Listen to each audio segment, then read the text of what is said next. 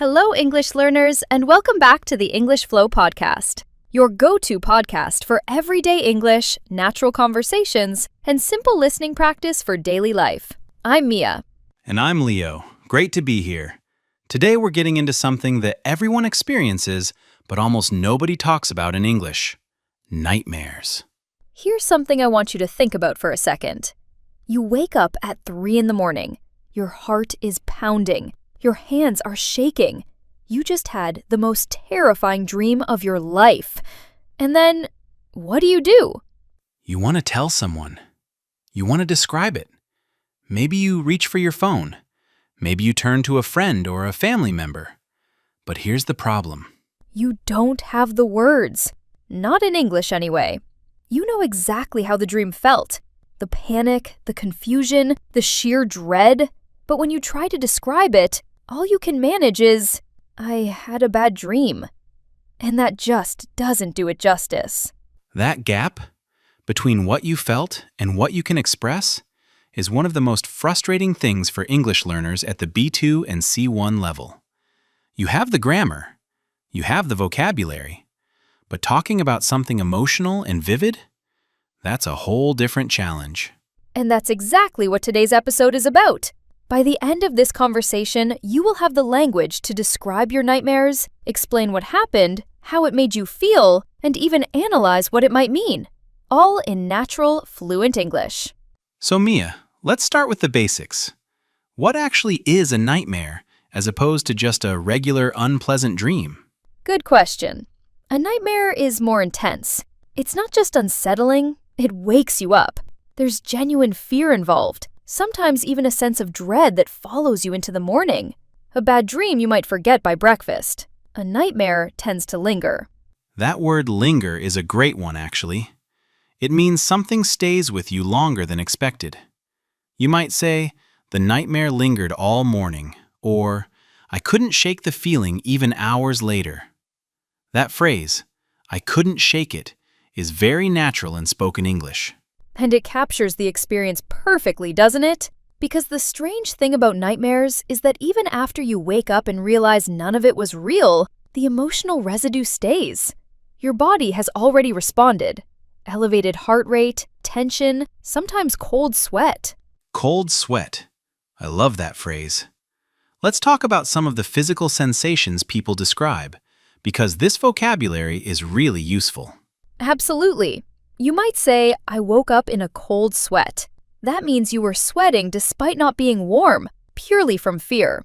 You might say, my heart was racing, or I was gasping for air. Gasping means taking sharp, sudden breaths.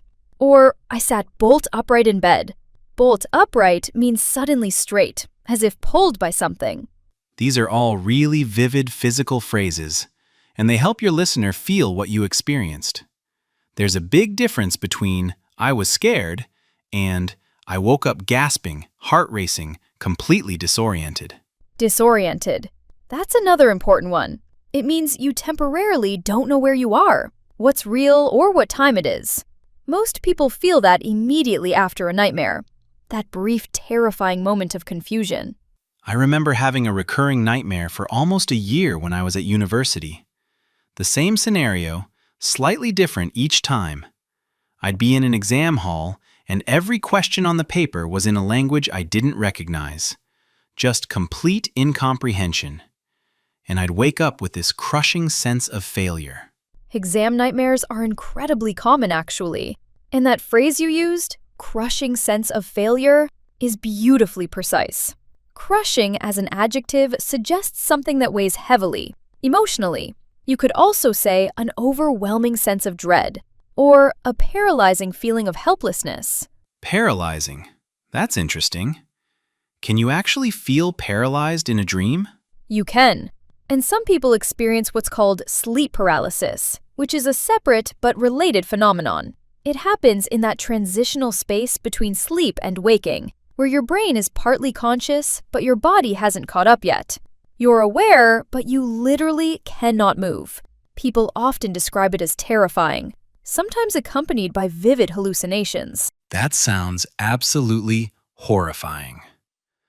The word hallucination, for listeners who might not know, refers to seeing or hearing something that isn't actually there. And in the context of sleep paralysis, people often report a dark figure in the room, a presence sitting on their chest. It's described across so many cultures, actually. In English folklore, it was called the old hag. In Japan, there's a term for it, kanashibari. It's one of those universal human experiences that different cultures have tried to explain in very different ways. That's fascinating. And it shows that language for nightmares isn't just about describing events, it's also about capturing atmosphere, sensation, and meaning. Let's talk about how to actually structure a nightmare story in English. Great. So, if you want to share a nightmare with someone, a clear structure helps. Start by setting the scene. I was in a house I didn't recognize, or I found myself standing in the middle of a forest.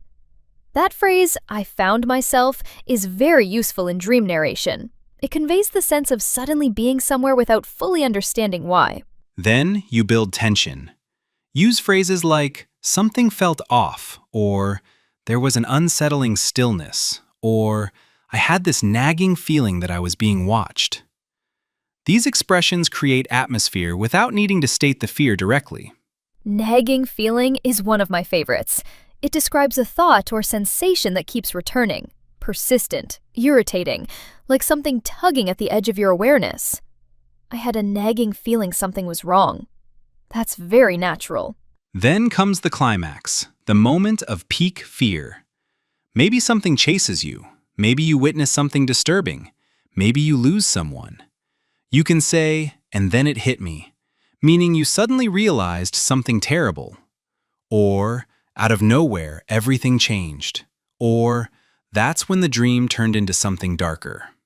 I used to have this recurring dream where I was running, and I think almost everyone knows this version, where no matter how hard you run, you feel like you're barely moving.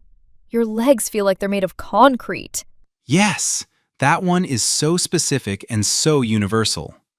My legs felt like lead is another way to say it, lead being one of the heaviest metals.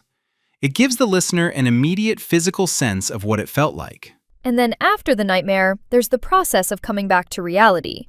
You might say, I had to remind myself it wasn't real, or it took me a while to shake off the dream, or I lay there in the dark just trying to slow my breathing. That image, lying in the dark, slowing your breathing, is very relatable. And articulating it in English, that kind of vulnerable, quiet moment, that's actually quite sophisticated. It requires emotional vocabulary, not just factual vocabulary. Which is exactly why this level, B2 going into C1, is such a rich stage of language learning. You have the tools to express nuance. You can move beyond, I was scared, into something that genuinely communicates your inner experience. Let's touch on interpretations as well, because a lot of people want to talk about what they think their nightmares mean. How do you discuss that in English? You might say, I think it reflects my anxiety about, or I wonder if it's connected to something I've been suppressing. Suppressing meaning holding back, or not dealing with something consciously. Or even, I'm not sure what to make of it, which is a natural phrase for expressing uncertainty. I'm not sure what to make of it. I use that all the time. It's such a versatile expression.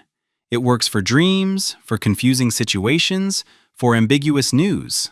And you might also say, it left me unsettled, or I kept replaying it in my head, or I couldn't quite put my finger on what disturbed me most. That last one, can't put your finger on it, means you can sense something but can't clearly identify or name it. So we've covered a lot today. The vocabulary for physical sensations, emotional states, building tension in a story, and even interpreting what a nightmare might mean. All of this is language you can use far beyond just talking about dreams.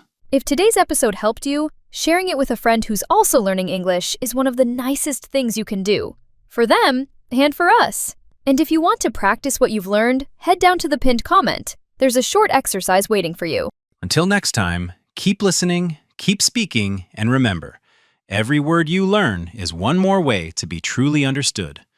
We'll be here with you. Take care, everyone. Your English learning journey doesn't stop here. Continue building your confidence and fluency with the next episode of the English Flow podcast. Click the next video and keep progressing, one conversation at a time.